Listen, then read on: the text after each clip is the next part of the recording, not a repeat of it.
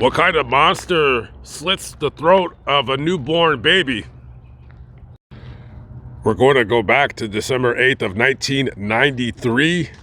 We're in Hugo, Oklahoma, about 5 miles north of the city in a rural area.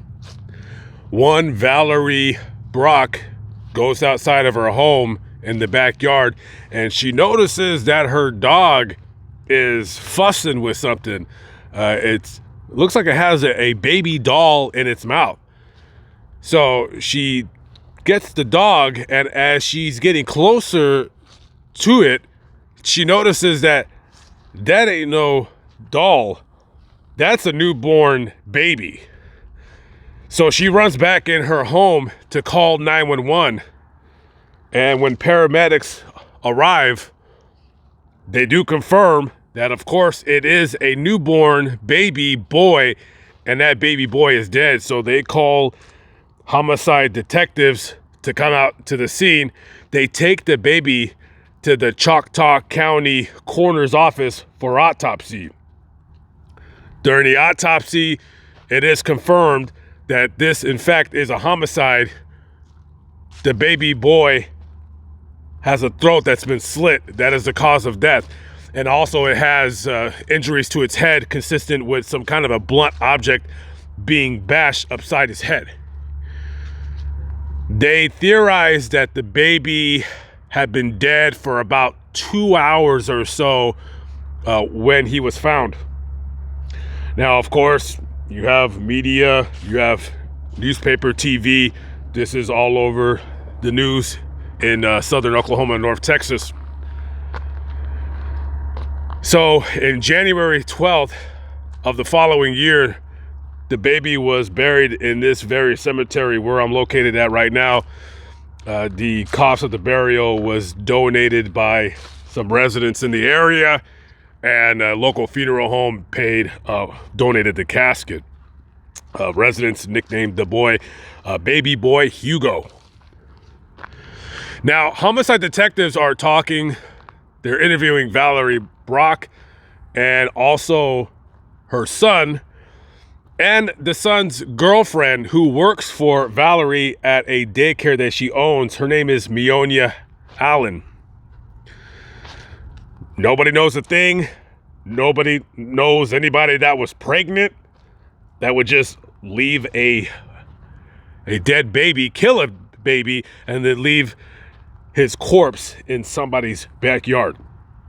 Now, DNA was taken from the baby for future use. Now, the case grows cold for several years. We're going to fast forward about 26, 27 years later. So October of 2020, one of the agents for the OSBI, the Oklahoma State Bureau of Investigation, working for the cold case unit, they come across this case again. And now that we have a lot of technology that is readily made available to us, the advancement in DNA technology is proving to have solved many, many cases, and it will only get better as the future progresses. So they take the DNA from that case and they put it into a data bank, hoping to get some kind of a hit through the use of familial DNA. So about 6 or 7, 8 months later, a hit comes. The DNA is tied to a family here in the Hugo, Oklahoma area, and the name Mionia Allen comes up again. Now, this was a woman, again, that we interviewed back in 1993. She didn't know anybody that was pregnant, and nobody knew anything. So police get a hold of her. I believe at the time she's living in Durant, maybe about 30, 40 minutes west of here.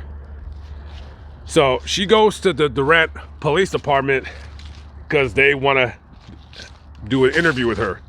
Now, the purpose of this interview is, number one, they have high probability that this is the woman's baby. But number two, they want to get actual DNA from her to get their case airtight. And they also probably want to ask her what the hell happened.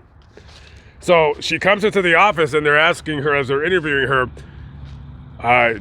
were you pregnant back in November of 1993? She says no. So they ask her, because they don't have a court order, they don't have a warrant. I'm not sure if they told her that, but they would have got one anyways. They ask if they can get a swab of her mouth for DNA. She says, yeah, go ahead. They take the swab. And about 20 minutes after the interview, she contacts the police department and the detective that spoke with her, and she does confirm, yeah, that was my baby. Okay, so they talk to her again. They say, okay, now that you told us that that was your baby, what happened?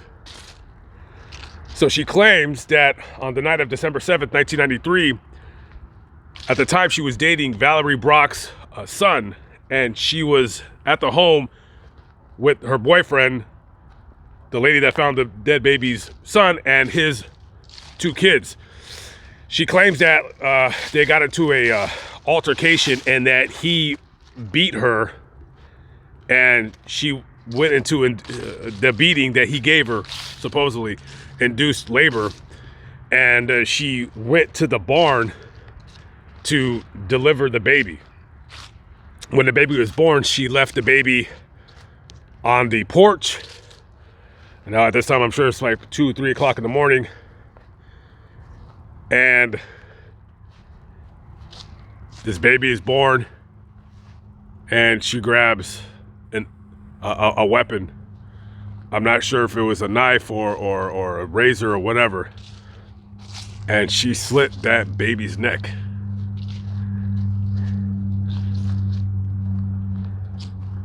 I don't know. I'm not sure what kind of person can do that. A human being came from you. And to have the will to end that baby's life, and he wasn't even alive for only, 30 minutes, if that, and you slit that baby's neck. In June of 2022, 53-year-old Mionia Allen was arrested and charged with the first-degree murder of her child, her baby boy.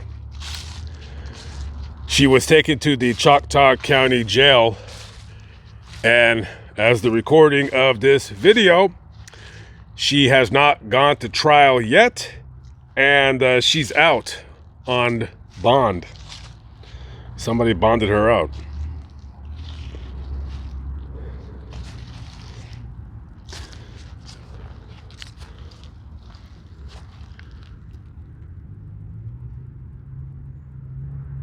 Asleep in Jesus.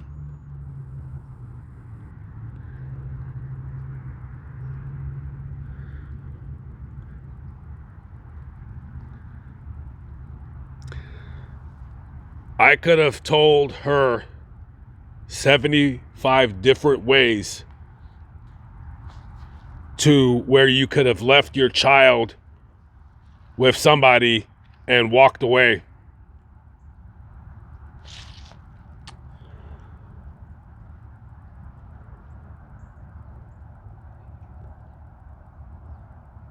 Not a person would be able to do such a dastardly thing, but a monster.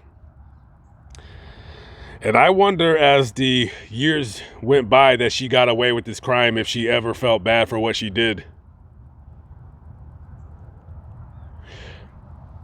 It's also but a bad thing to where you leave your child. And I've read these stories of women having babies and just leaving them in the middle of nowhere to die. Many of these stories unsolved, and many of these stories, these are little kids, 2, 3, 4, or 5 years old. But to slit a throat of a defenseless baby is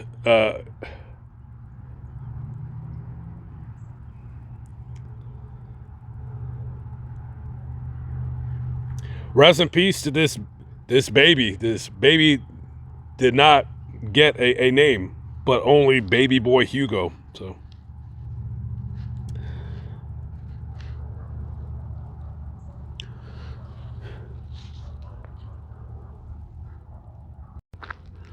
All right, I am out of here. I will be doing an update video later on when I find out what happens to this person and what punishment they received.